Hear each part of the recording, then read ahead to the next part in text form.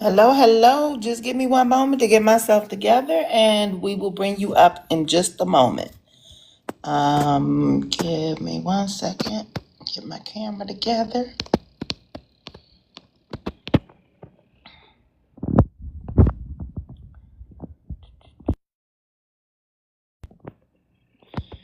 Hope everybody's having a good day today.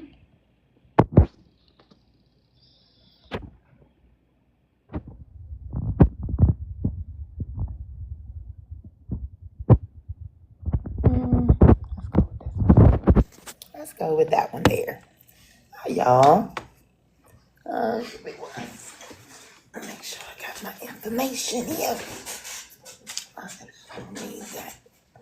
All right. Let me pull up my information on Mr. Aaron here. Up to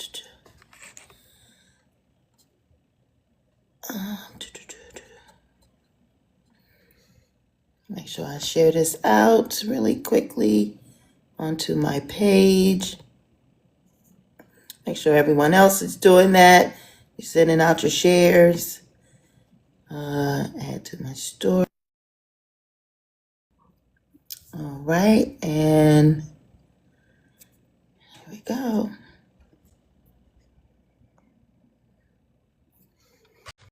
All right, Mr. Aaron, hello. Hey, how are you guys doing? All right. Let's see.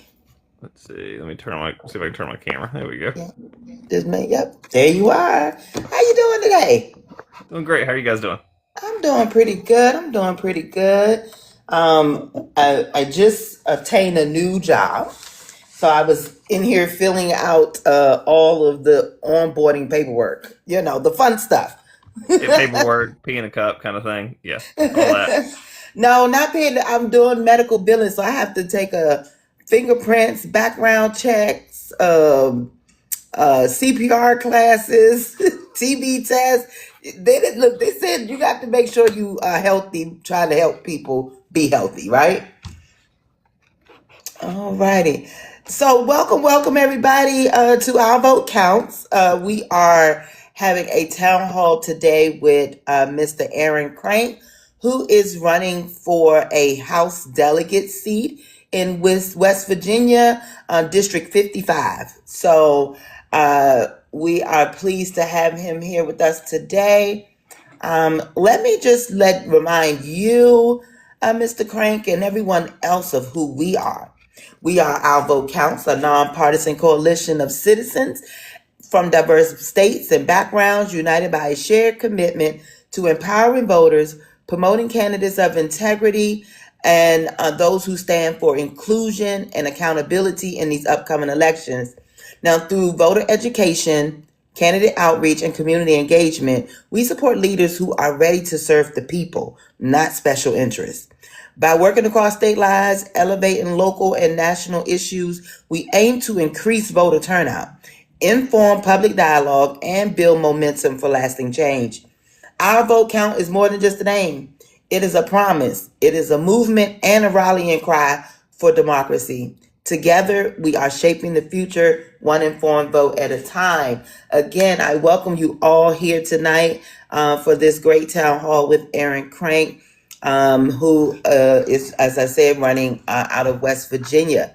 Now, let me give you a little bit of background information that I got on Aaron, and then I'll allow him to expound on that if he likes. As I said, he is a Democratic candidate from Kanawha. Did I say that right? Kanawha. Kanawha. It's a Native American word. Big old river we've got running through West Virginia. Okay, Kanawha. Mm-hmm. Kanawha County, West Virginia. Running for the House of Delegate seat in District 55. He is a husband and a civil engineer who has emphasized staying rooted in the community he hopes to serve, which he has called home since age 14.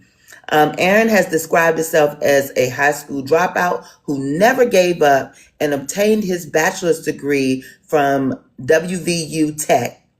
Of course, in civil engineering. He has participated in local civic discussions, and publicly encourages voter engagement. One admirable quality frequently reflected in his messages is his focus on encouraging unity and practical problem solving rather than partisan division.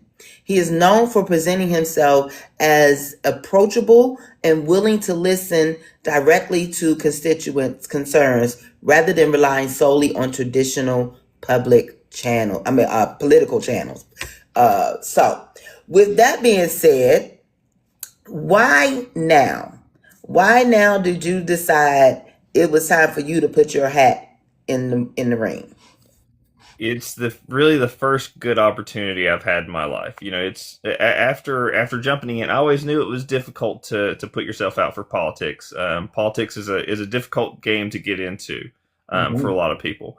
It takes a lot of time. I mean, look at you. You're doing this as well as working full time. So you put in a lot of time. A lot of people aren't able to do that. So this is the first opportunity that I've really had the time to invest.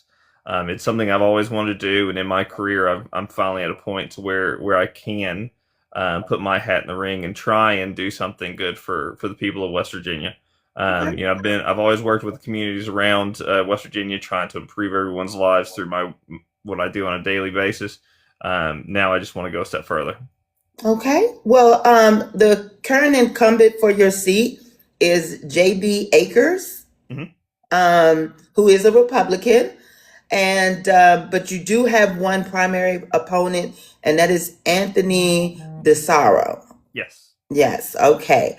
Now, why aren't these guys the people who should be leading the District 55?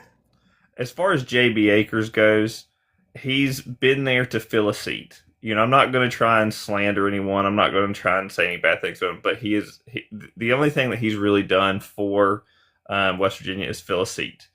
You can go back and look at all of the legislation that he sponsored and brought up, and it's basically nothing. He sponsored one bill in the almost 3 years that he's been there. He was initially put into office by Governor Justice to fill a seat. Mm. He did manage to win the election in 24, but again, he just looking at his legislative record, he doesn't sponsor anything. What he does vote, he votes purely for aspects for a lot of bills that don't improve the lives of West Virginians. He's just someone there to fill a seat. As far as my primary goes, again, great gentleman. I've had a chance to meet him. Really wonderful guy. He's a doctor in Charleston. He's an older gentleman. I can't say why he's running. Mhm. But I can say why I'm running. Okay. And I'm running because I'm in it to win it, and I'm in it to actually be a public servant for the people. I'm going in to work with different agencies and organizations to try and craft legislation and sponsor as much possible. I can't promise I'll get anything through. No one can. Absolutely no one can. We have a 91-9 majority seat to the Republicans, and even they can't get anything passed through the House. But what I can do is I can go in there and try to work with these people and actually put in the work. I have the initiative to go in, have the discussions, have the arguments, and try and put forward legislation that's going to help people. Sounds good to me. Now, your district encompasses Charleston, portions of the city and surrounding neighborhoods, southwestern Kanawha counties, and suburban and semi-rural areas in the capital region. Is that correct? Yeah, so it's a gerrymandered region, just like every state has their gerrymandered regions. Even deep red West Virginia has it. Mm-hmm. We've got areas in Charleston that are easy to walk and knock on doors. That's been my preferred method of actually getting out and talking to people, is knocking on doors and canvassing. it's the cheap way to do it, and I think it's the best way to do it. I don't have money like my my competition does, so I'm out there knocking on doors every day. But then we have a lot of rural areas that is very difficult to actually get out there and walk. It's on rough highways. There's no sidewalks to be seen anywhere around, so it makes it difficult. So getting out to actually talking to these people has been difficult in certain areas. But yeah, we have a very diverse district. Well, my suggestion is on early voting, go to those spaces. That's where you're going to meet the people. And before they cast their vote, you got to stay a certain feet away. But before they Mhm. go to cast their vote, tell them why they should vote for you. But like you said, you might not can get through, by to them and during this campaign process. But before they go in there, you might give them a second thought. So that'd be the best place to meet them where they are. Yeah, we've hit up every local in public space that we can. Talking to everyone, just regardless of party and affiliation. We're a very low turnout state. It's a Mm-hmm. midterm. You will be lucky to hit 30% Mm. turnout on a normal midterm year. So talking to everyone, regardless of what party, just get out and vote. That's what we've That's been true. telling people. Yeah, I was I'm not speaking necessarily. more about the rural areas because, like you said, you could talk to the people in the suburban and the urban areas all day long. They're all over the place. But to get to the rural people, that's probably where you're gonna have to meet them. Mhm. But I'm with you. Just get out there and vote. Absolutely. And we've been going to the community centers, churches, every like I said, every public space we can, because some areas just aren't safe to walk, so you've got to get out there and see people where you can. Absolutely. Give me 1 second. Go ahead and send my daily heart me. Let me make sure I do that. It helps the algorithm get people in here. Hello, Ms. Brooks. Thank you. All right. So the way we do this here is we do 5 topics, about 3 to 5. That's not what we do. 2 to 3 questions per topic, depending on your answers. And then we do 2 what we call rapid fires between those topics to kind of just break the monotony up a little bit. And then we'll give closing thoughts, and we'll go home and enjoy the weekend. Sounds That sounds good. good to me. All right. Now I got a little icebreaker. When was the last time you had squirrel gravy? I've never had squirrel gravy, and I never intend on having squirrel gravy. Closest I've had deer before, and I wasn't a fan either. I mean, I've got deer out front in the front yard right now, and I don't intend on eating any of them. You said you got the actual animals out there in the front yard. Oh yeah, I've got a bear around that ends up sleeping on the front porch every once in a while. And you never thought about, let me just go on and whack them real quick. No, I'm pretty sure he'd kill me first. It'd be looking like the video with the kangaroo Oh yeah, hitting. no, it's he's right in front of the ring camera, so the whole massacre would be on video. I hear that. All right. So I just want to remind everyone out there, if you have any questions for Aaron, please do not hesitate to put them in the chat, or you can request up and ask them for yourself. And then we make sure you're tapping the screen. Make sure you're sharing this out, especially if you know anyone in West Virginia. Tell them to come on in here and listen to what Aaron has to say, or why he should be in their state house. Okay. So the first topic we have is public utilities. Okay. So West Virginia pays some of the highest energy burdens in the nation. What would you do to help reduce utility costs for families in District 55? West Virginia has a very complicated situation with utilities. One of it's a legislative issue on the books already. We have a law that states that West Virginia must get 80% of its electricity from coal-fired plants. That kneecaps us severely. It doesn't allow for these plants to be converted over to natural gas. It doesn't allow for the exploration of nuclear plants to be brought in, as well as green energy, green infrastructure, which green infrastructure is a national issue from the federal level that we're dealing with. But first of all, that law has to be gotten rid of. Coal plants are expensive. They're dirty. They're just inefficient. Getting rid of those would allow us to convert those plants into natural gas, and again, explore nuclear. 40 years ago, West Virginia used to actually export 80% of the electricity it made. We had some of the lowest utility rates in the nation. Now we export about 30%. It's just these bills, the constantly everyone, well, we're going to bring back coal. No, you're not going to bring back coal. There's nothing to be brought back. Right. We've been digging for it for over 100 years. There's not much left in those mountains anymore. Oh, wow. So it's that, as far as electricity goes, that's issue number one. Issue number two, on, say, your water, your sewage, our infrastructure in West Virginia is terrible. Most counties in the southern part of West Virginia don't even have clean drinking water. They turn on the tap, it comes out brown.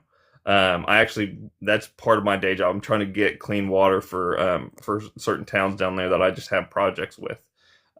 We need to force West Virginia American Water and other utility companies to use some of their massive profits to upgrade their infrastructure, to upgrade their treatment plants. It's all easy legislative fixes. It just needs to have folks in the House with the initiative to actually get it done. Okay.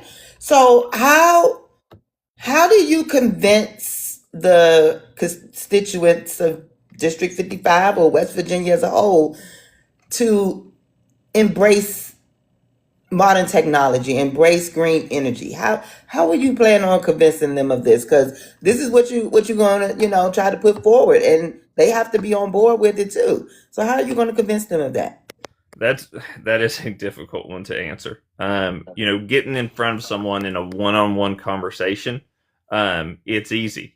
But when you have to convince an entire constituency, when you have nonstop certain news on the TV saying that windmills give you cancer and other aspects, it's very hard to break through.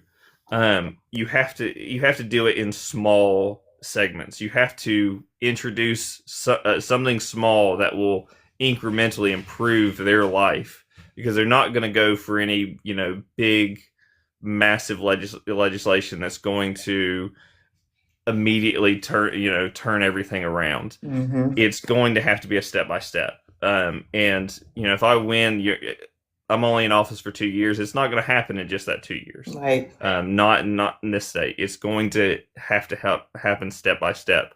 And again, it's something no one can promise, and if they promise it, they're bullshit.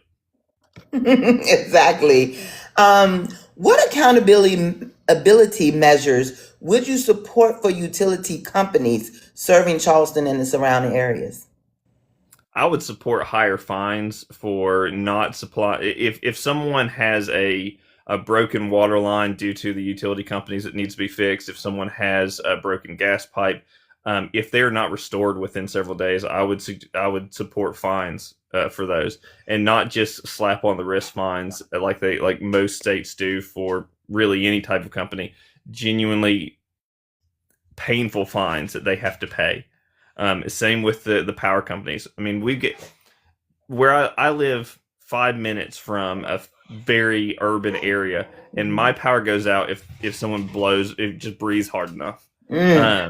So there's nothing being done to actually upgrade the systems around us. It needs to be cheaper for them to upgrade their utilities and the systems that provide houses than it is to just constantly fix things that go wrong.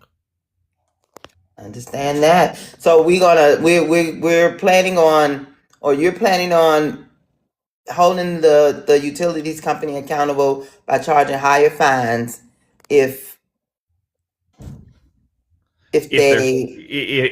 services go out and they aren't provided and they aren't fixed in a timely manner. Okay.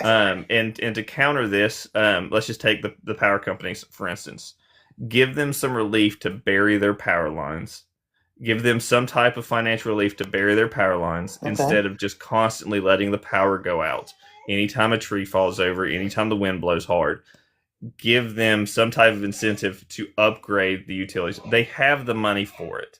If you look at their profits yearly, they make plenty of money. They can do this. Just give them a small incentive, and then on the other hand, if they don't do this and they continue to let their utilities fail, then they're fined. On the other hand, Okay. That sound like accountability to me. Like you either pay or you pay. you either fix Like it you either fix it yeah, the right way, or it's more, or it's unbear. You make it unbearably expensive to not fix it. correct. Absolutely. So again, I want to remind anyone out there, if you have any questions, please put them in the chat. And if you you want to like come up and ask the question, that works too. We love audience engagement. Now let's talk a little bit about job creation. Okay, so your district has lost thousands of coal-related jobs, as we just talked about, over the past decades. What industries would you prioritize for new job growth in District 55? And as far as coal related jobs go, my district is nothing compared to the districts down in the south of the state, Mm-hmm. where 80% of the folks that live down there, they worked in the coal industry. There's at least some urbanization, some tech sector here, so it's not as severe in my district. Um, Fixing the job industry for West Virginia is again another long-term situation. Right. It can't be fixed tomorrow. We need to give incentives for not only jobs or companies to bring jobs to the state, but for people that want to move to the state as well. One of my plans would be to give for an incentive would to actually, and this may lead into a different topic, but to be one of the first states to actually have health care for all, paid by federal and state funds. Just if you live in West Virginia, you are provided with Medicare on a state basis. What this would do, this would not only give reason for folks to call West Virginia home. Maybe remote workers would begin to work here and pay taxes in West Virginia, but companies would begin to come here as well. Because if you take off the burden that companies pay to provide their workers with health care, yes, they'll have to pay a little bit higher B&O tax to be in West Virginia. But the offset is it's a net benefit for these companies to Mm-hmm. bring their factories, their facilities into West Virginia. It's all about incentivizing in a way that isn't robbing West Virginia. Currently, the incentives they give, there's a very large steel plant going in the west of the state. Mm-hmm. The incentives they gave them were basically they're not paying any taxes for 10 years. Oh wow. We're getting nothing from them, and it's on the Ohio border. Most of the people who are working on that plant are going to be living in Ohio, just Right. coming across the river. We are going to get just about nothing for that. So it's you have to incentivize for jobs to come into the state, but we have to come up with a way to incentivize in a way that isn't just robbing the state. Absolutely. That's what has been the general plan that most governors and most legislators have had. We need to benefit the people and the state. We need people to come here and pay taxes. We need companies to come here and pay taxes. It's not an easy fix, and I will be the first person to say I'm never going to be the smartest person in the room.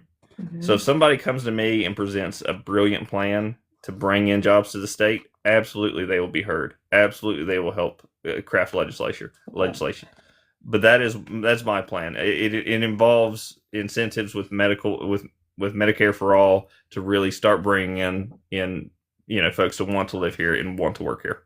Yeah. That sounds like a bad deal that was made there. But It's called the Nucor plant. If you ever want to look it up, it's a Nucor facility over in, I believe it's Putnam County. I can't remember. mhm. But it's a $4 billion facility none of that is being taxed. Hardly any of the employees are going to be from West Virginia. None of the people constructing it are from West Virginia. Oh wow. That's another issue. I work for an engineering firm, and we I mean, they could at least put that in there that you had to hire 90% of your staff that's building this from West Virginia. That should at least been in there. yes, and I work for an engineering firm, and we struggle to get work in other states because they stipulate that you need to really have a large workforce in that state to win the work. West Mm-hmm. Virginia does not. So I'm struggling to get work in the surrounding states, but I'm also struggling to get work here Right. because folks from Pennsylvania and Ohio are snatching up all the Department of Highway work from us. Right. Well, that leads me into my next question, which is, we talking about bringing industries in, but we can't leave out small businesses and entrepreneurship. Like, what policies or plans do you have to increase, that industry in West Virginia, get more small businesses and people, creating their own income? That's where B&O taxes can really come in. We need to have large B&O taxes on things like that new core plant. But if you are a business that hires, less than 5 or 10 people, then that's where your taxes need to be cut. And I think that's also where, healthcare for all would really assist because Hmm. it's hard for the smaller businesses to provide, benefits to their employees. They can't provide a 401k for them. They can't provide healthcare for them all the time. The smaller the business, it's more expensive. It's more of a burden than when it gets to a larger business. Right. Again, we need to. It almost comes back down to the tax the rich type thing. The larger companies need to pay more B&O taxes compared to the smaller companies. Allow them to start. Allow them to grow. When they grow, fantastic. Then they'll pay more taxes, but you can't stifle you can't have a system that benefits the larger companies and hurts the smaller because then no one wants to start a business. Exactly. And say I might as well, work for them and I at least could get a paycheck. Because like you said, it's your business you're talking about is it's a small business, also like your own personal, or you working with the company. I do work with a little bit of a larger company, about 300 employees. They're based out of Columbus, but I was brought on to actually start a new office in Charleston. Mm, So we're a startup as far as Charleston goes. And again, my sector, we're small. We're fighting with these larger firms from out of state, it's difficult. When it could there's legislation already on the books that could assist this, but there's so many exemptions to that legislation that it makes it null and void almost. And it's the same thing. It's the same thing for smaller businesses. There's so many cutouts for these larger companies for them to cheat the system that smaller businesses cannot take advantage of. My father, he runs a small contracting company. He's a carpenter, and he's got 4 employees. I believe the last time I talked to him, mm. half the majority he pays their salaries. More than double of that is their benefits that he has to pay out Oh wow. and the insurance that he has to keep up. So he's hardly making anything just because he has to pay out all this extra in taxes Oh no. and benefits for the employees. Yeah, well, this is why I'm switching companies because the way I'm currently working, I'm a 1099, and Mm-hmm. that's where a lot of small businesses are going because, like you said, they can't afford to cover healthcare. So, Healthcare, retirement, all of the extra benefits. We can at least try and take care of healthcare because healthcare needs to be a universal right anyway. No one should ever go poor because they had to go to the hospital. absolutely. Now, how would you ensure job training programs actually connect residents to available jobs in healthcare, tech, and energy transition sectors? We have a lot of great schools around here, and again, it's just the expense of the tuition. If West Virginia is serious to bring in folks and to retrain all these folks that were in the coal fields, we need to give some type of stipend for these folks to go into this job training because we can't expect someone who's been laid off for years from their coal job to be able to afford to go to a community college that's several $1,000s a semester. Exactly.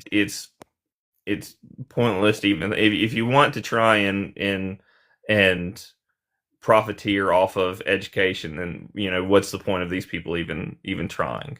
So it all of these issues are long-term fix issues. They're not Mm-hmm. things that we can fix tomorrow, because a lot of these people, the only thing they've ever known are the coal fields, the coal Right. mines.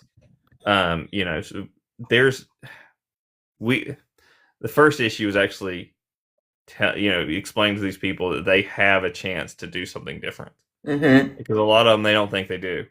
You go down, if you're ever in West Virginia and you travel down there and stop by and talk to some of these people, it's very hopeless. Yeah. They're, as I said with utilities, they wake up, turn the tap on, and it's brown coming out, and they've got no job to go to, and all the stores around them have left. They've got to drive 3 hours just to get to a Walmart. It starts with outreach and actually talking to these people, and then giving them an opportunity to go to these community colleges. Right. So is the infrastructure for technical schools there, or is this something that would have to be funded and built? There are some good technical schools all up and down the state. That is a good thing. So we have the folks there. I'm sure to facilitate the need for how many people need this type of training, Mm-hmm. we need more teachers, is what we need. Mm-hmm. But no, the facilities are there, up and down the state. So that wouldn't be an issue. And every county just about has a technical school, at least one, that's more than qualified to turn people into engineers, to turn people into HVAC techs, to trade skills. It's in the state. We Right. just need to give people the ability to go to these schools, and then the teachers to teach them. Right. So we need to have some incentive pay for teachers, and we need to, let's say, you offer something like, in for the next 3 years. If you graduate from high school in the next 3 years, you can go to one of these technical colleges. Then this is state, funded. That you can go to one of these technical colleges for free. And the Um, funding is there. There's a program called the Hope Scholarship, which when it first came out was actually meant for something like this. It was meant to mm, help underprivileged folks go to either a technical school or to college. But it has grown and expanded to where you can now use it for homeschooling. You can use it for out of state schooling if you live near the border. Um, you know, I believe it's $230 million a year now is used for this. I know someone personally who used to send their child to charter school and pay for it for themselves, and then they learned they could qualify for the Hope Scholarship. So they took their child out and put them in a public school for a month, applied for the Hope Scholarship, and then put them right back into charter school, because then they didn't have to pay for it. Not because they were poor; they were very well off. But we could eliminate. I won't say eliminate the Hope Scholarship, but put it back to what it was supposed to be, to yes. help people that are underprivileged get into these community colleges and these trade schools and pay for them, instead of just paying for people to pull their kids out of school and homeschool them. That's crazy. And That is even absolutely crazy. when they're homeschooled, there's no one watching to actually ensure that these kids are getting educated either. Right. Right. You know, we got a lot of work to do in this country, I swear. Okay, so we're going to do our first rapid fire. And this one is just asking some yes or no, either or questions relating to politics. So, first question: city budget priority. Should it be infrastructure or public safety? That was a hard one. I would say infrastructure. Okay. Um, do you support rent control? Yes. Okay. Um, more funding for police or community programs? Community programs. Okay. Um, what should we fix first, roads or public transit? Public transit. Okay. Um, why public transit? With public, if you have more people on public transit, then you're doing less damage to the roads. Okay. So then your road repairs are less expensive. West Virginia just added another $125 million to the Department of Highways budget, and I got really excited because I thought, oh, we're going to finally get some projects. No, it's all going to road repairs. Mm. It's road and some bridge repairs. West Virginia actually has one of the largest roadway networks in the United States of all 50 states. We have the most bridges of all 50 states. Hmm. And we can't keep up with it with the small budget we have. Wow. So if we can take traffic off of the road and cause less damage, then we can lower the cost that it is to repair the roads. Okay. So, sounds like a great idea to me. Do you support term limits? Yes. Well, yes. Anyway, but term limits for who and what. Okay. Well, Are I we talking guess Supreme across Court? everything. I mean, if from your local, I mean, as I always say, for pretty much everything other than the Supreme Court, there technically is term limits. You have Yes. two years to do what you got to do, and then you might be voted out of here. However, or 4 years. But even with that, people tend to be there for 10 years, 20 years. Should that be allowed? Yes. Absolutely. Yeah. I mean, there's not coming from my words, coming from a lot of people that I've talked to. People are tired of old people in politics.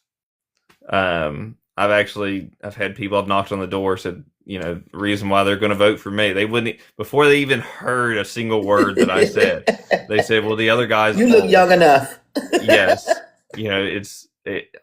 I, I love going to houses of older women because Mhm. they're generally really pissed off and ready to go out to the polls, and they're actually very supportive of a younger candidate.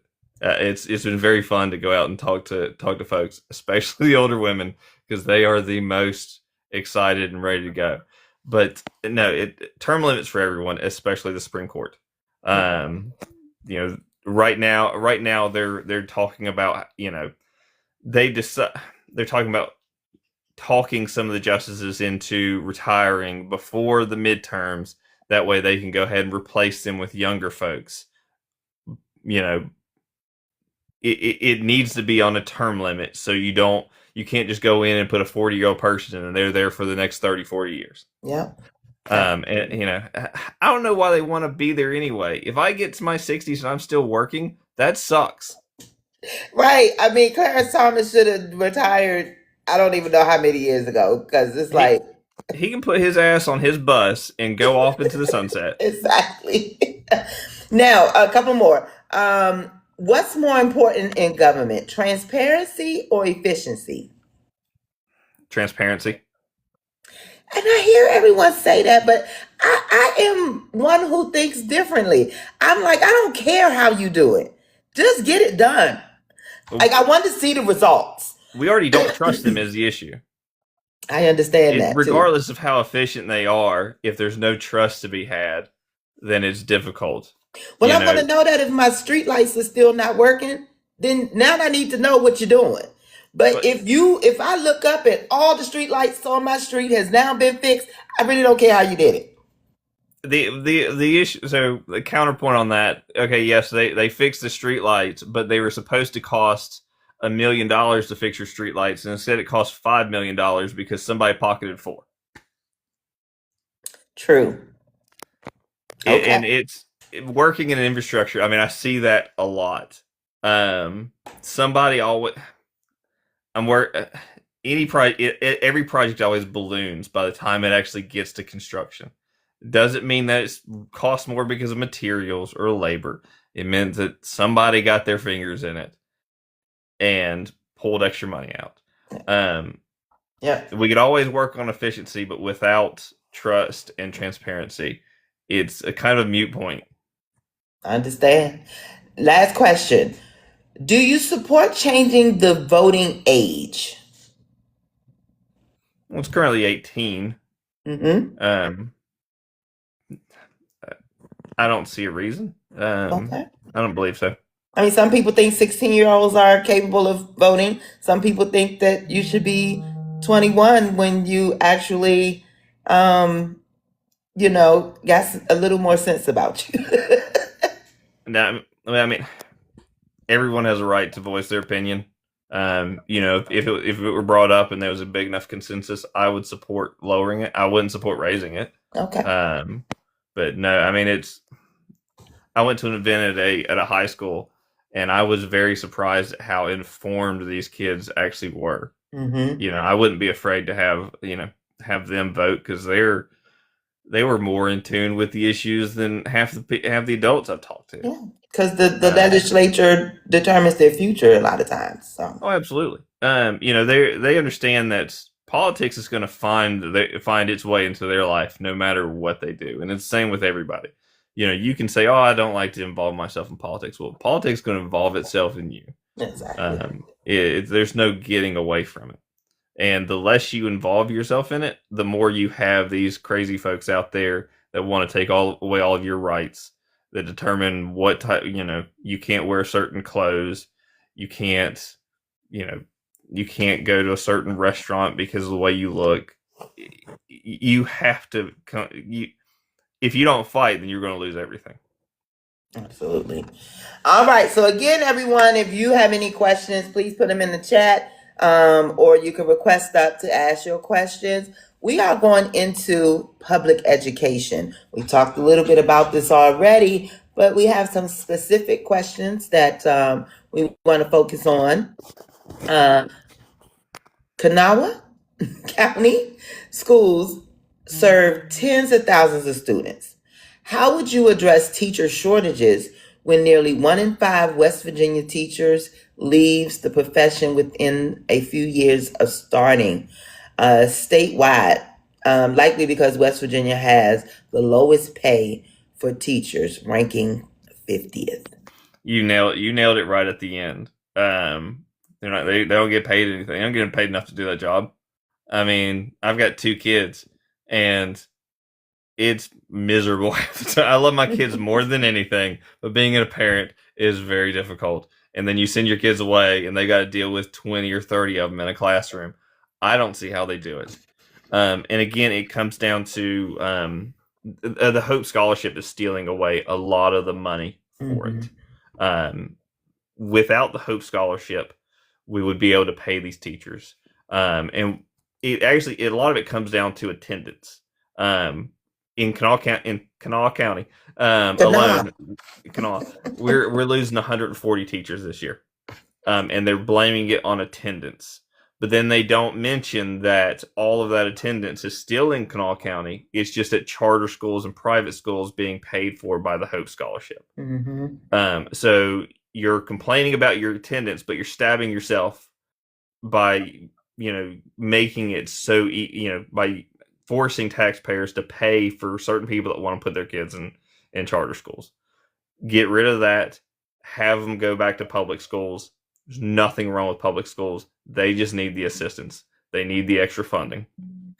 Now, you said, but West Virginia has the Hope Scholarship, but are they also investing or taking advantage of this voucher program that everybody's been talking about? I believe they rolled that into the Hope Scholarship. Okay. Don't hold me to that. I'm not. The voucher program is in West Virginia. Okay. I'm just not as familiar with it because most people use the Hope Scholarship because it's so readily accessible. I mean, you can get into it's like it's easier to sign up for Hope Scholarship than it is to sign up for Netflix. Wow. And instantly you get $5,000 for every school year to send your kid to a charter or religious school. And another thing, we're the bills that they do pass for schools. Why are we spending money on posters of the Ten Commandments? what the teachers can't even, the teachers had to buy their own school supplies. You're going to waste it on putting religious things into public spaces. I'm against no religion. I support anyone who practices any and all religions, but that is something you do in your home, in your church, your place of worship. Okay. It is not for public schools. If you think you need to send your kid to a religious school, then you can, but that is your prerogative. Absolutely. That is not for the state taxpayer to pay for. Yeah. And that's what it's come down to. We're not passing funding bills for the schools. We're passing bills that are restricting what the schools can do and forcing them to spend their money on things that don't help the students. We need a higher teacher to student ratio. That's one of the issues that's actually causing teachers to leave the profession so quickly. Absolutely. It is very difficult for a teacher to handle 30 kids in a classroom with not even with an assistant. Right. We're also losing the assistants that were paid for by federal funding, on top of the 140 teachers that we're losing this year. We're overwhelming our teachers, not paying them enough, and instead diverting all of our resources elsewhere. Absolutely. Ayana, I'm coming right to you, but he triggered me with what he just said. So I like to ask the candidates this question. You're given a bill. A bill is proposed on the floor. And in this bill, your district will get $5 million towards education funding. Spend it in your district any way you like. If it's resources, fixing up schools, paying teachers, whatever, you get $5 million for education funding. However, in this same bill, they want to display the 10 Commandments in the schools. Are you a yay or nay on that bill? I'm a nay. I'm going to fight that. You're going to fight that? I'm going to fight that. Okay. All right. I have people say they would say yay because they feel like the money is more important. I'll find that money somewhere else. Okay. All right. Go ahead. It's so hypocritical for people to do that. They say they complain about their children being indoctrinated by drag queens and things of that nature, yet you're forcing a religion on someone who may not abide by your religion. Right. Quite a few of the people or the kids in my kids' school, they are clearly not Christians. Right. And yet you're trying to indoctrinate them. Yet you think it's okay for you to do that, but you find it you're hypocritical and find it anything else that might be called indoctrination on your children is the worst thing in the world. Absolutely. No, I would fight that. Okay. Thank you for that. Miss Ayana, you have a question for Aaron? Yes, I do. Aaron, hello. How are you? I am well. Actually, my older brother lives in Kanawha. Let's just go with however you want it now. Kanawha County. He works in Charleston. He's a police captain at one of the local universities there. And one of the things he complains about a lot is the substance use among the students, but just in the neighborhoods in general. What are your plans to deliver relief from this problem in your district? Whether it's, I don't know, is it rehab? Is it counseling? Is it more resources to give to law enforcement so they can get these substances off the street? What do you think the answer should be? Well, it's certainly not a criminalization thing. I would like to follow what they did in Switzerland, because they fought with a massive heroin addiction as well about 20 years ago. Can't say the actual D-rugs. Yeah. And TikTok don't like the actual names, so you got to talk like you're talking to a 5-year-old. You could just say substance. You could just say substance. Okay, yeah. Fantastic. They fought with this before. They tried the American way of put everybody in jail, criminalize everything, terrible jail sentences, kind of that. Make it illegal to use substances in public spaces, but provide clinics for them to freely use the substances. They found that these people can go into these clinics and they could use whatever dose they want in these clinics, supervised. But then these clinics would also help provide them with some type of training, going back to going back to what we were discussing before, trying to give training for trades and such, and they would assist them with getting jobs. And they found that these people had the full option to come in and use these drugs, but the more that they were able to do something with their life, they wanted to less and less. Instead, our prisons are filled with substance abuse. Yeah. And there's a reason why they're using it. There's a reason why someone who has a good job and a family doesn't use, but someone who is in poverty and went bankrupt and is homeless does use. Mm-hmm. It's because of despair. It's because of depression. There's a reason why people want to use. If you take that reason away, they don't want to use anymore. That's what the Swiss found. And it makes a lot of sense. It's the opposite of what we're doing. We criminalize and tell you, because if you use these substances, then you're a bad person and you don't deserve to be in our community.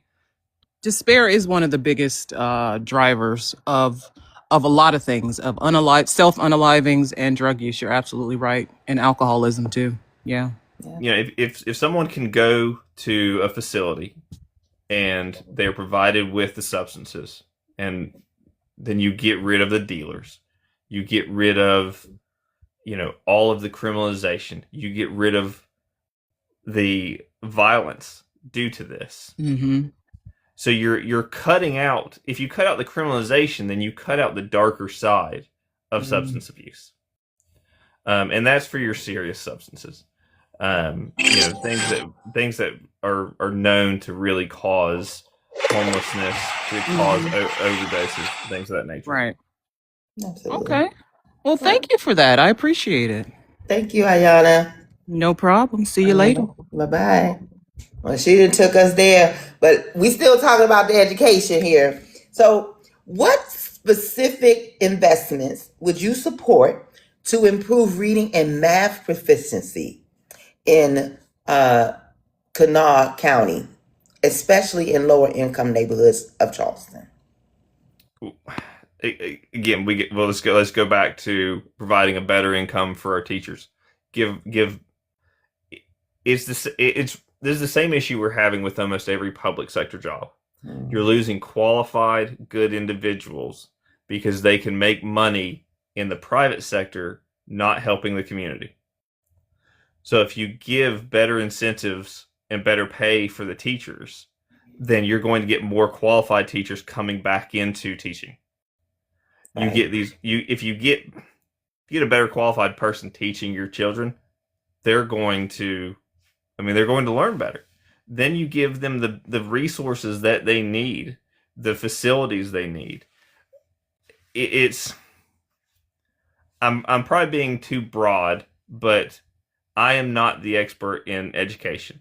But there are people that are, and they are the ones that need to be heard and brought in to create legislation to fix this. Absolutely. It broadly comes down to, again, getting qualified teachers and paying them what they deserve. But the nitty-gritty, the details, that is not for any one legislator to decide. No one in the House can answer that question properly. It is, you bring in teams of people who know what they're doing. Absolutely. And you create this legislation. And like you just mentioned about substance use, one problem fixes another problem, fixes another problem. So that kind of works with the educational system too, right? Absolutely. It's all systemic. It's all, if you fix one issue, then it can domino into another.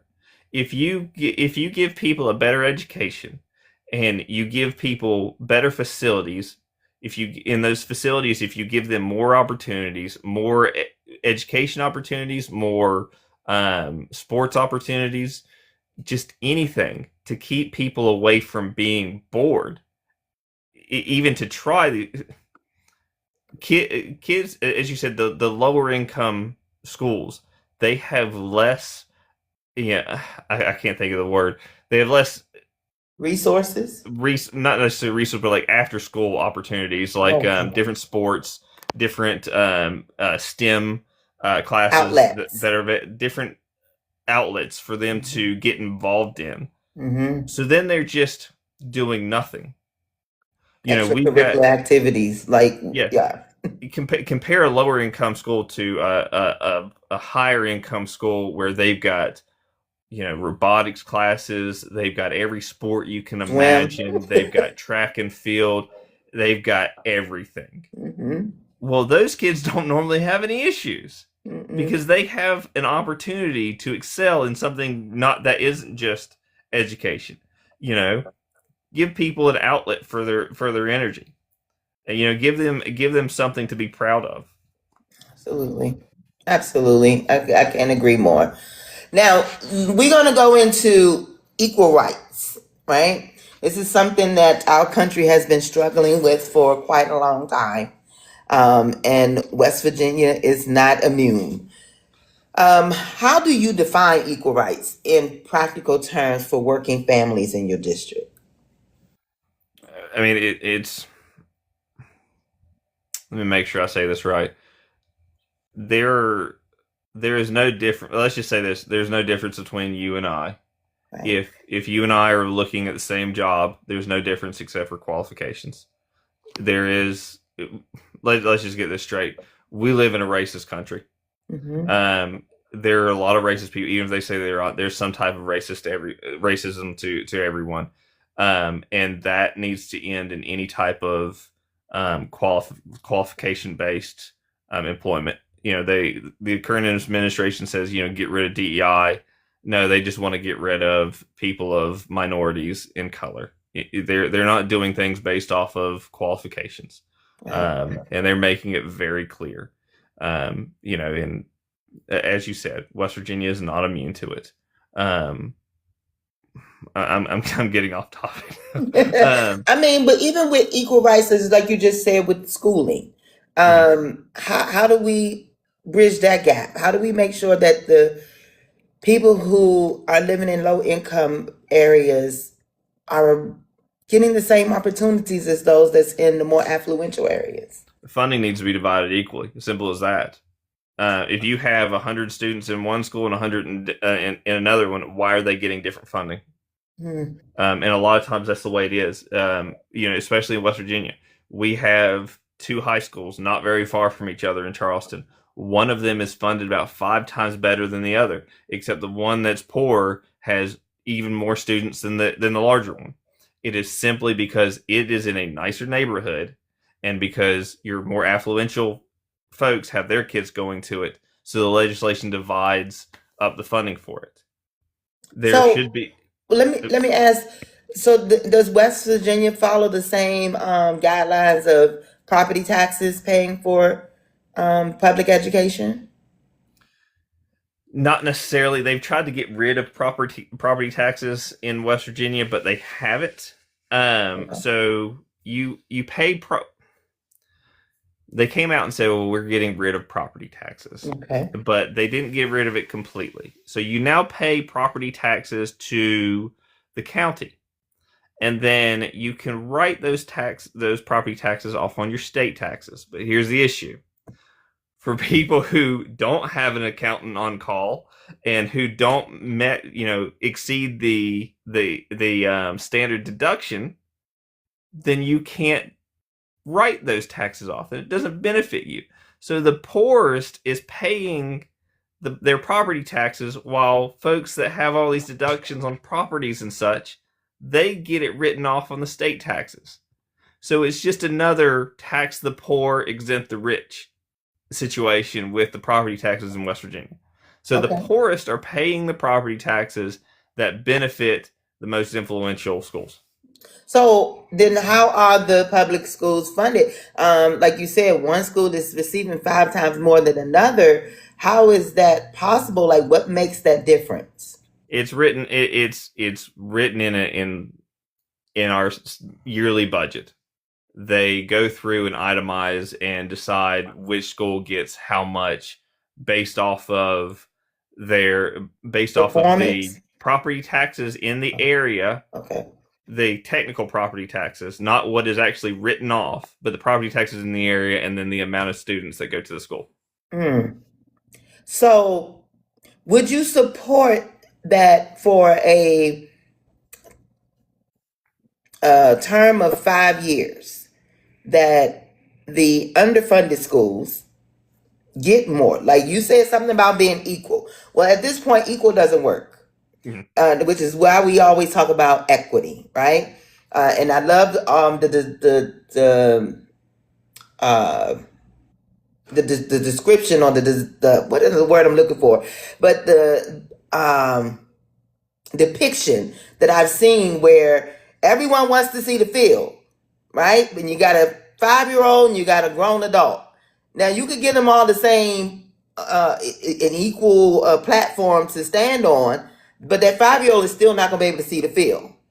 So he needs a bigger platform so that he can see over the fence, and the adult may not need one at all. So equity will require that the underfunded schools need more money for the next 5 years, and the affluent schools need less.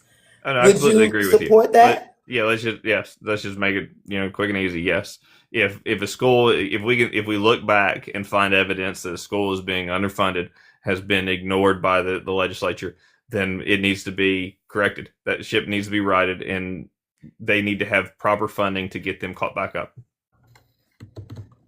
But good luck getting that passed in a Republican majority house, correct? Well, like I said, I can say a lot. I can't promise anything, and if anyone who does is lying to you.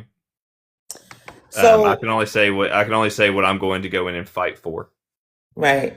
So Republicans in West Virginia are pushing the narrative that there are a lot of bullies playing in girls' sports and drag queen shows being held in public, in front of little kids. That is, that's hurting the party. How would you ensure protections for all West Virginians in District 55 and across the state, including women, minority, LGBTQIA plus residents, in state policy decisions? What are you going to fight for? Like you said, there's only so much you're going to be able to do with them having the majority, but what will you fight for when it comes to making sure everyone is treated fairly?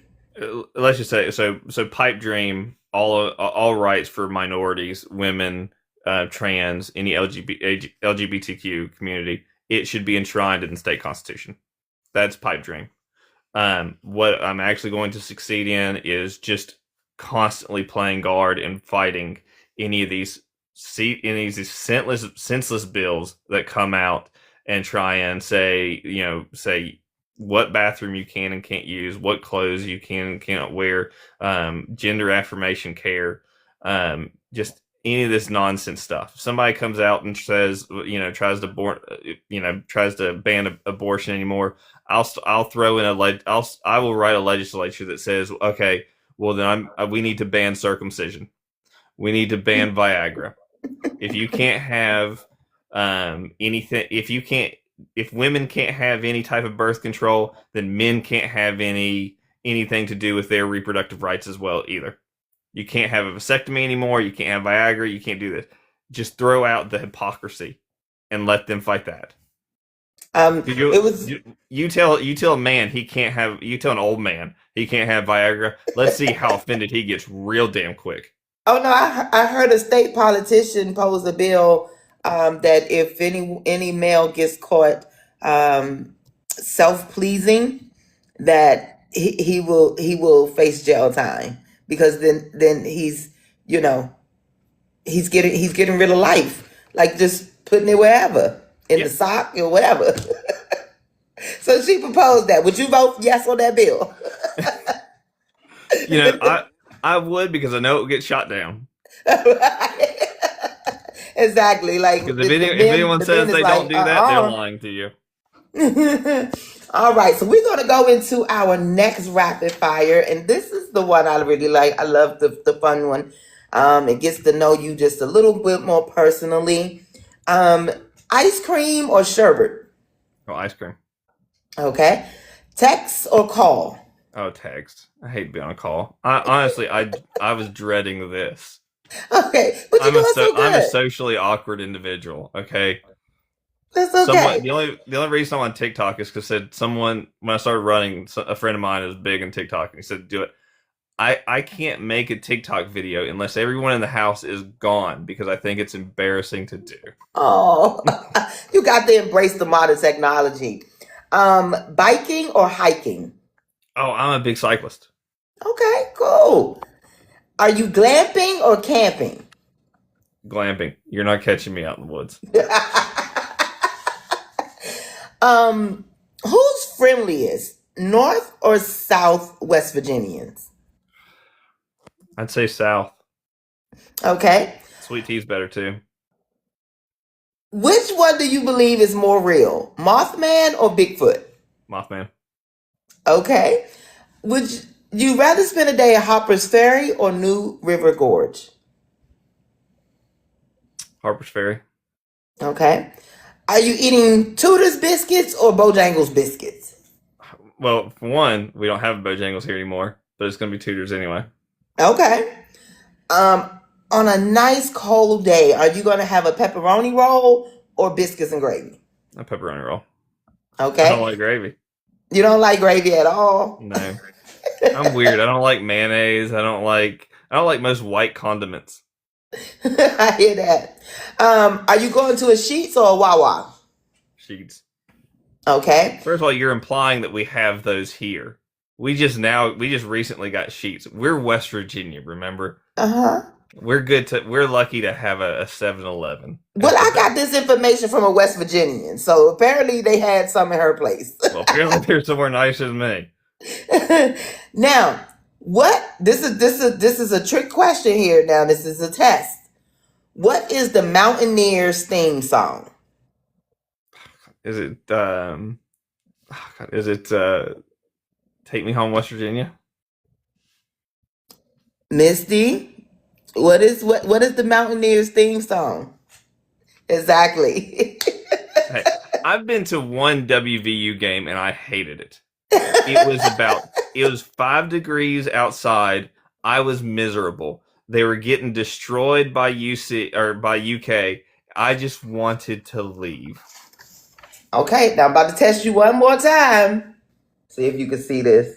How do you say this word? Appalachian. Misty, is that a check?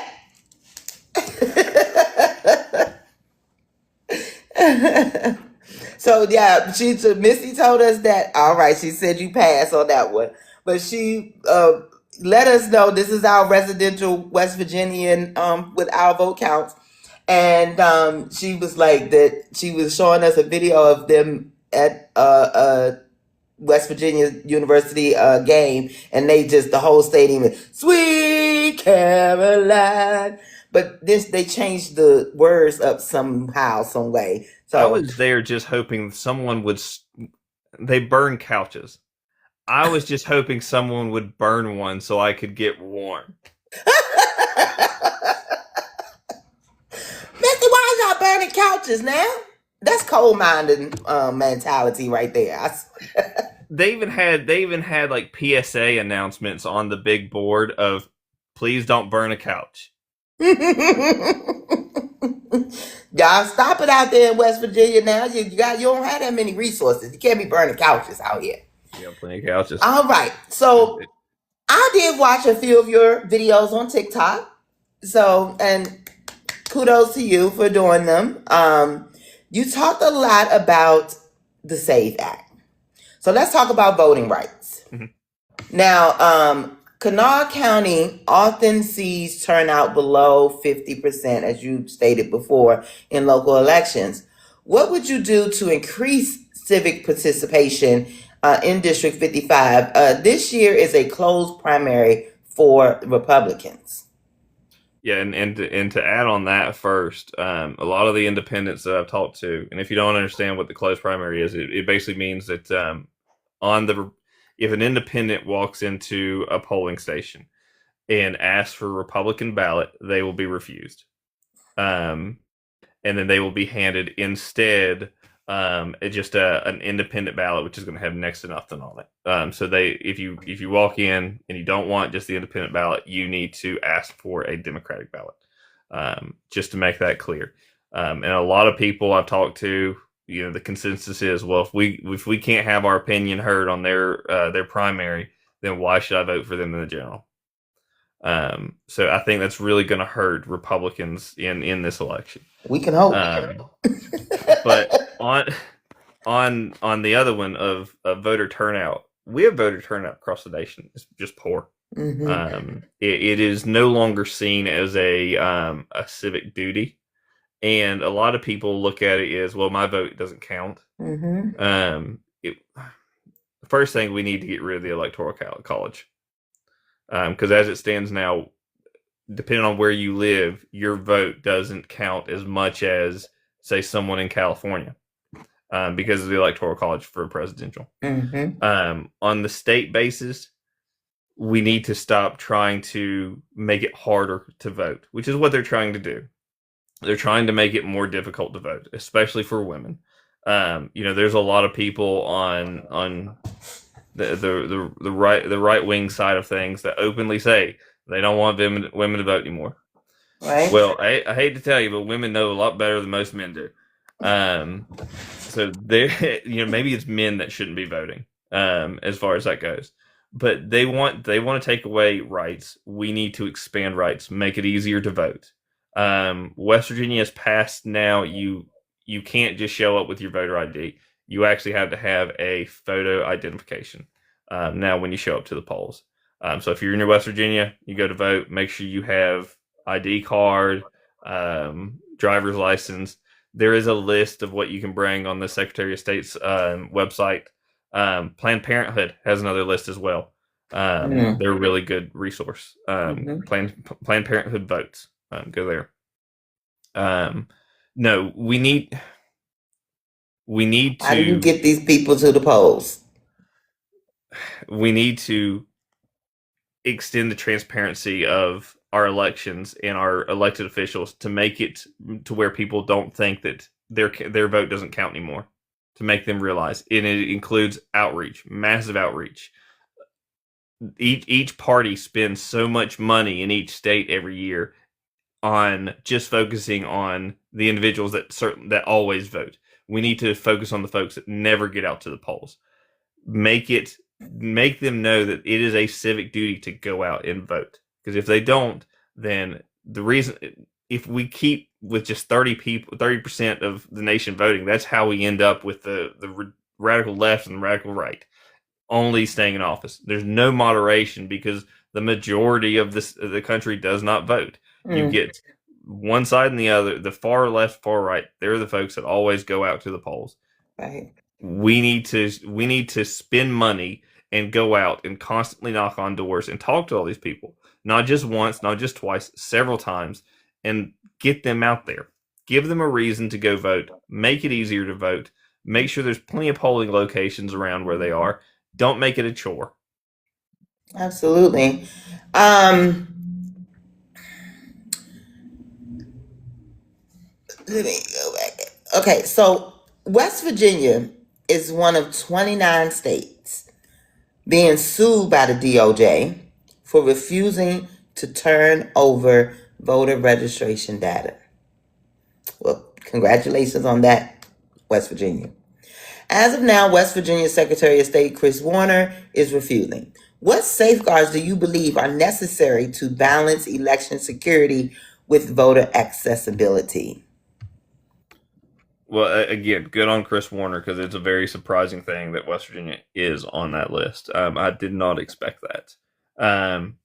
We have to pass voter legislation that makes sure that we cannot give any power to the federal government on our state elections.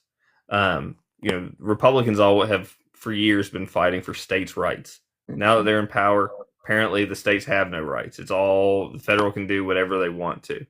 And as far as election goes, it is the state's responsibility to hold and to hold their elections in the manner that they see fit as voted on in our legislation.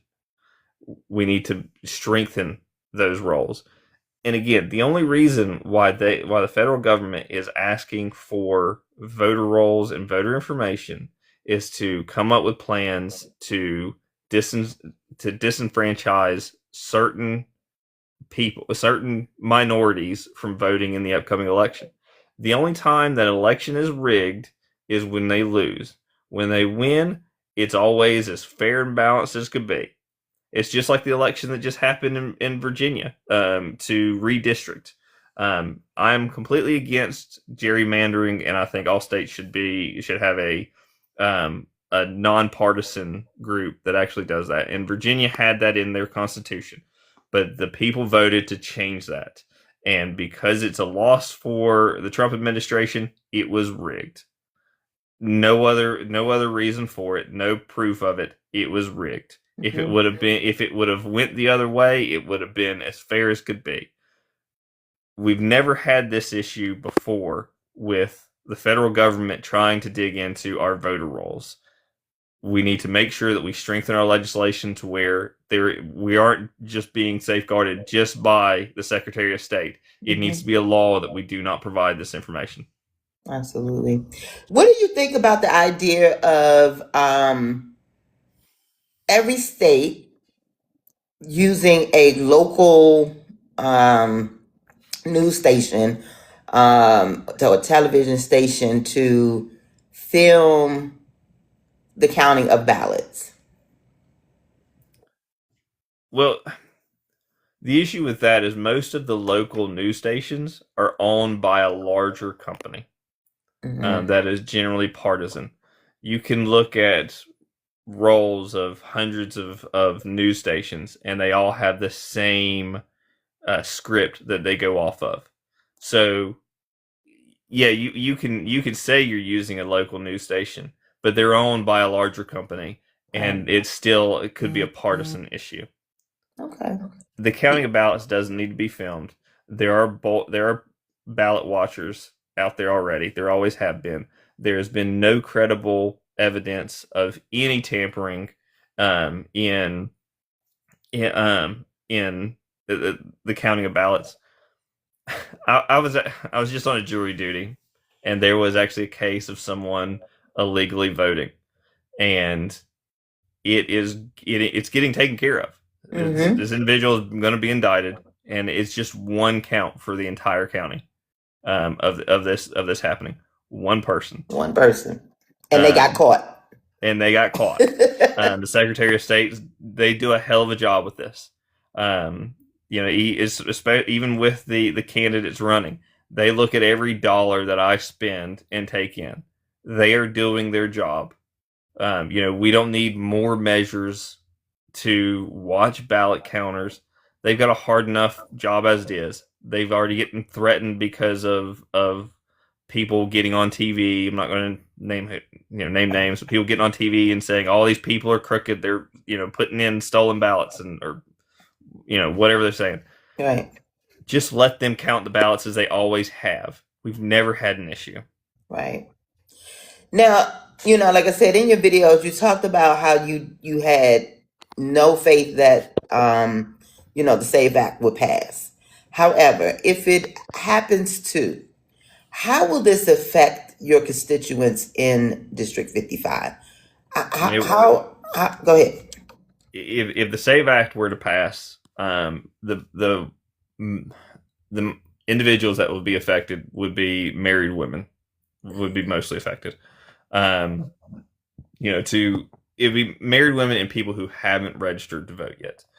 Because in the SAVE Act, to register to vote, you have to prove you're a citizen. And your driver's license does not do that. The only thing that does that is either a passport or a birth certificate. Those are the only two forms of identification that actually that they have listed that work. How easy I don't is know it to where get my a birth certificate in West Virginia? What's that? I said, how easy is it to get a birth certificate in West Virginia? Not very. The Social Security office, there is one in Charleston. It's fine for people in my district, but for folks in other districts, sometimes that could be an hour or 2 hour drive just to get to the Social Security office. A lot of people don't have transportation in West Virginia. And good luck with public transit because it's not there yet either.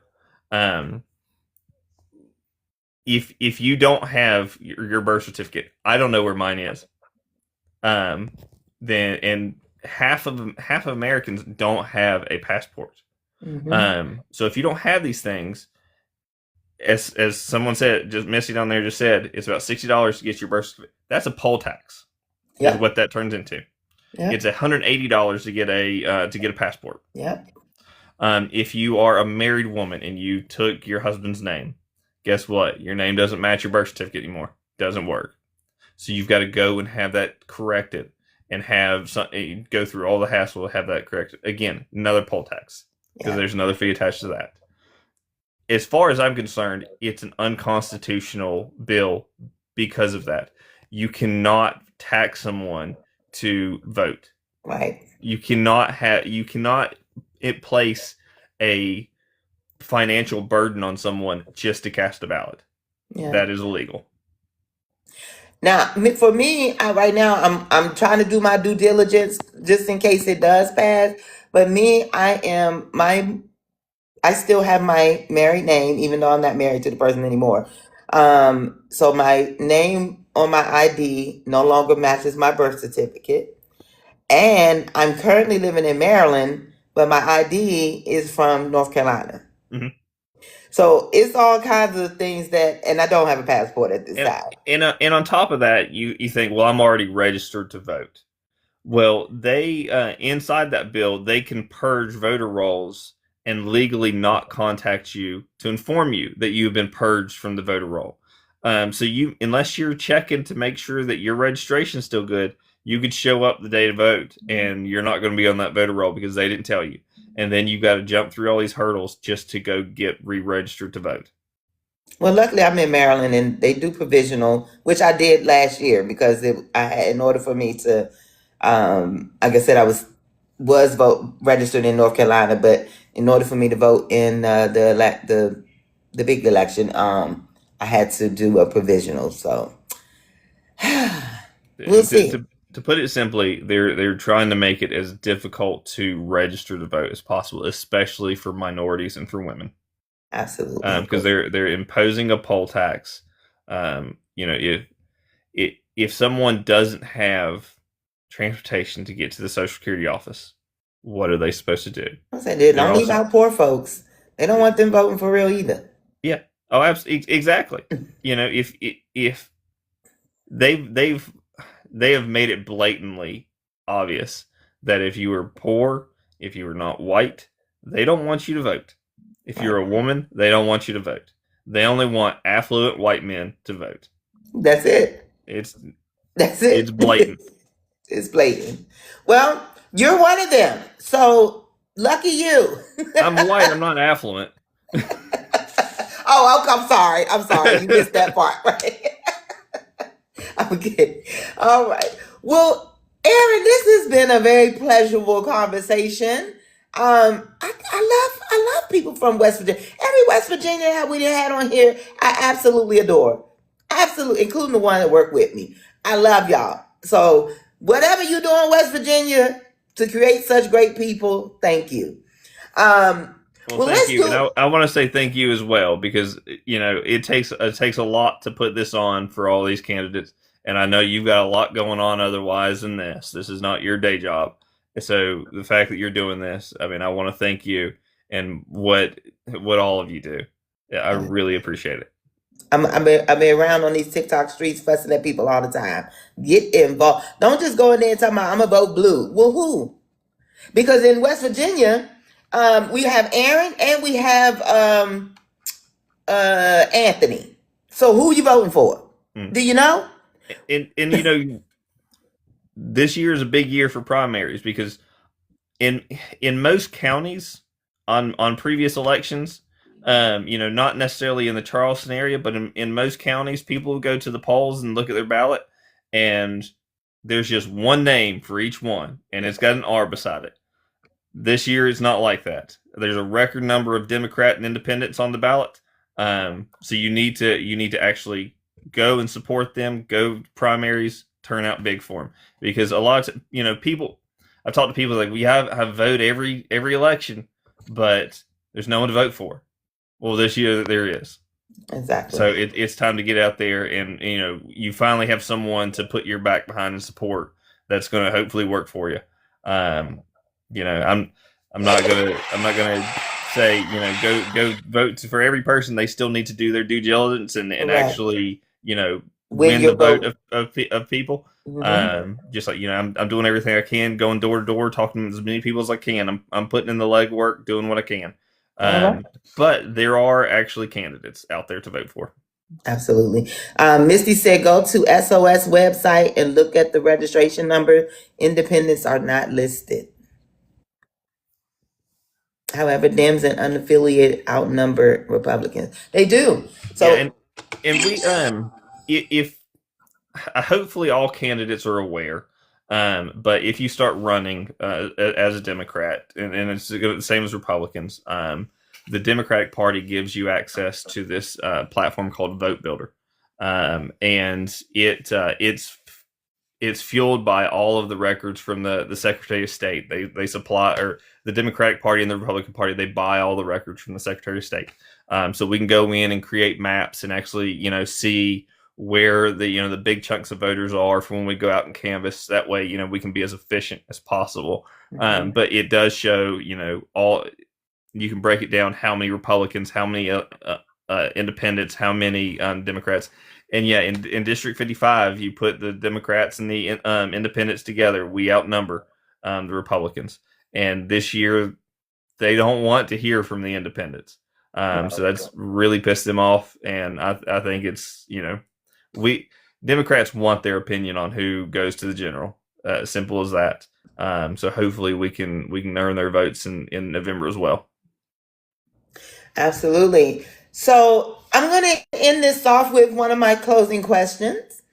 Looking ahead 10 to 20 years from now, what do you believe is the single most important change West Virginia must make to remain viable and competitive?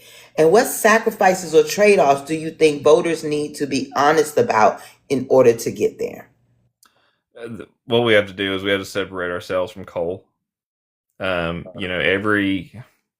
our governor came in, bring back coal. We have to separate ourselves from the coal mining industry. It has consistently over the last 100 years been an industry that has that has helped the few and made slaves out of the many. Is basically what it's done. It started with the coal companies in the company store, where they genuinely were just indentured servants. You didn't make money. You made currency to spend at the company store. Right. And it's been that for over 100 years, and it's not viable anymore. It's simple as that. The world is moving away from coal, and we do too. Exactly. We need to as well. Sorry, what was the second part? Yeah, so that's what I'm saying. And so what is the change to, okay, you shift away from coal. Mm-hmm. Now what do you need to do to stay valuable and competitive? We need to spend money to upgrade our infrastructure through the state. We need to, the first and easiest thing we could do is to upgrade all of the fiber throughout the state and give reasons for remote workers to come to the state. We could easily be the remote work capital of the East Coast, get people living in the state paying taxes in the state. Beyond that, we need get away from coal and spend the money to first upgrade to natural gas with our plants. 2, get away from this. I don't know why people are so afraid of nuclear. Nuclear could benefit our state greatly. It's safe, it's clean, and it would bring in great high paying jobs to the state as well. You know, you have a coal plant where you're paying people minimum wage to run it, or you can have a nuclear plant where you've got a smaller number of people, but they're they're getting paid hundreds of $1,000s to run this thing. So we need to move away from the lower paying, coal jobs to more as we were talking, more trained technical jobs into the state. And it's gonna be, people don't want to suffer to get to a better place. They just want to, flip a switch and then all of a sudden everything's better, and it's just not going to happen that way. Instead, they're suffering no matter what because they won't take the next step to change the state to what it can be. Spending a little bit of money, getting to where we need to be, and we can turn things around and actually get the state to where people and corporations want to come to West Virginia. Absolutely. Now, I've heard a lot of West Virginia candidates saying they're voting or they're pushing the legalization of the what we like to call the devil's lettuce around here. Are you a yes on that also? I'm a yes, but I want to answer something. I want to bring up just something real quick that Misty said about West Virginia's water. West Virginia's most valuable resource is our water. We've got plenty of it, but we are letting corporations pollute it and destroy it.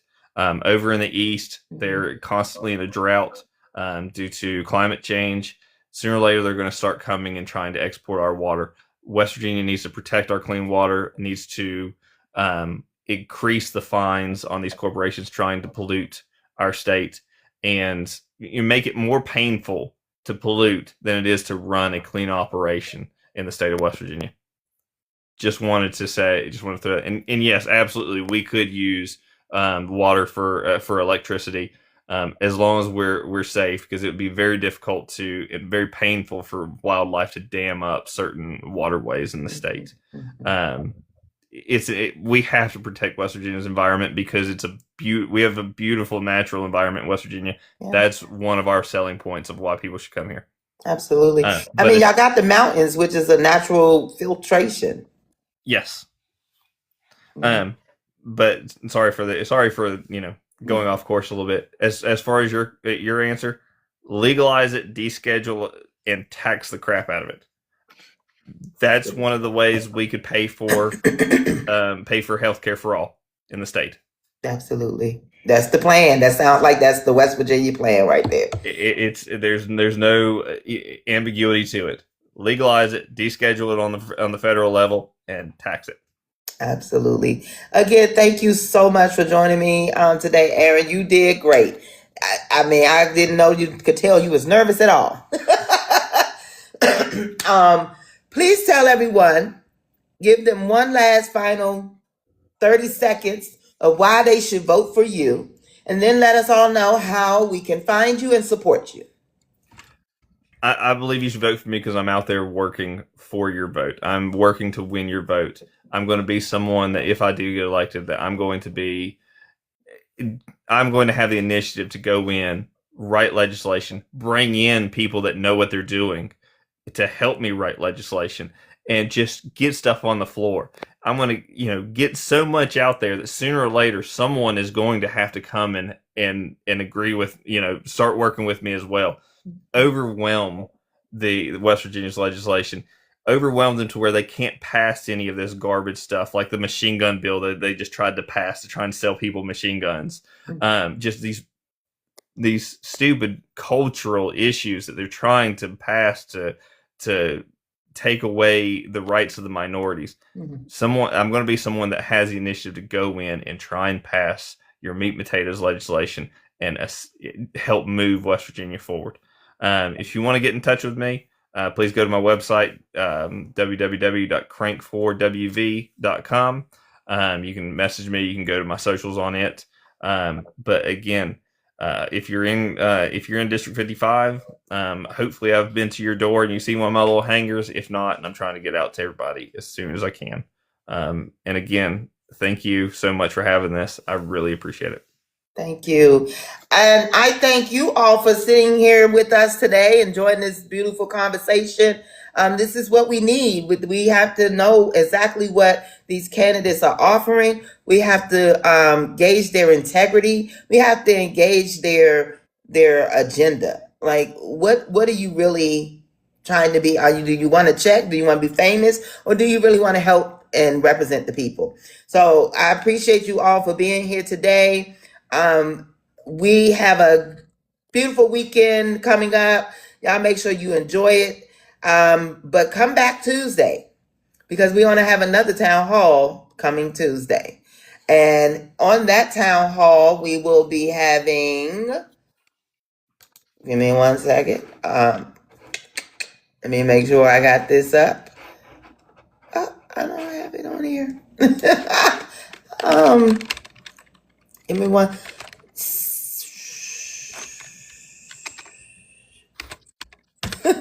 Here we go. So Tuesday we will be talking to Dustin Lloyd, who is running for Missouri State House of Representatives seat out of District 39. So we got another state representative that is going to be doing their.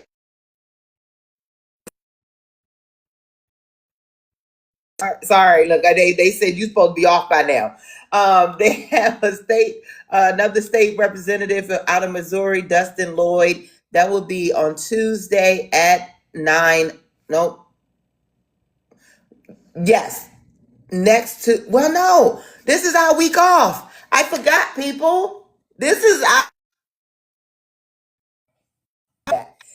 our week off. So we are actually going to finally get a break. We have been going strong for months now, trying to make sure all the candidates get a voice. So right now, we're going to be taking the next week off.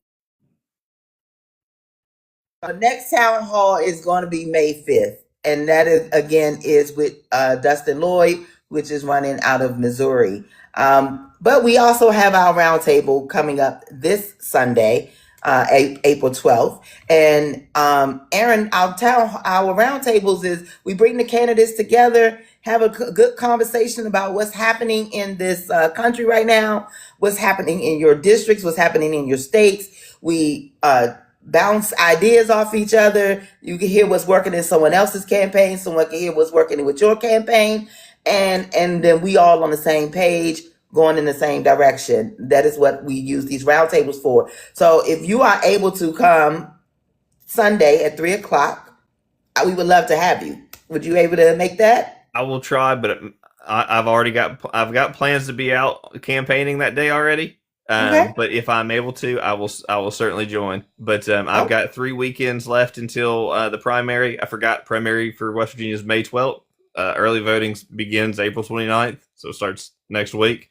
So I plan on being out, going door to door quite a lot over the next coming weeks. Okay.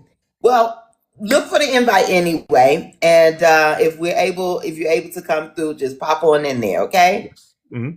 And just a reminder of everybody else out there, if you would like to be a part of the solution, our vote counts is always looking for new moderators. That's what I do here. I'm a moderator, so if you would like to interview candidates like Aaron, we would love to have you join the team. Just hit us in our DM, and remember to join our Discord. We have a Discord here, and come talk to us in the Discord. And we are on TikTok. I mean, not TikTok. Of course, we're on TikTok, but we are on YouTube and all the other medias. So you can find us there. Mr. Crank's video will be on YouTube coming this weekend. So if you want to revisit it, you could do that. So let me just remind you all, we are Our Vote Counts, a nonpartisan movement uniting Americans from all walks of life to empower voters, support candidates of integrity, like this guy right here, and ensure every voice is heard. Through education, outreach, accountability, and action, we are building a stronger democracy, one informed vote at a time. So keep joining us because your vote is your power. Thank you all. Y'all have a good night. Thank you, guys.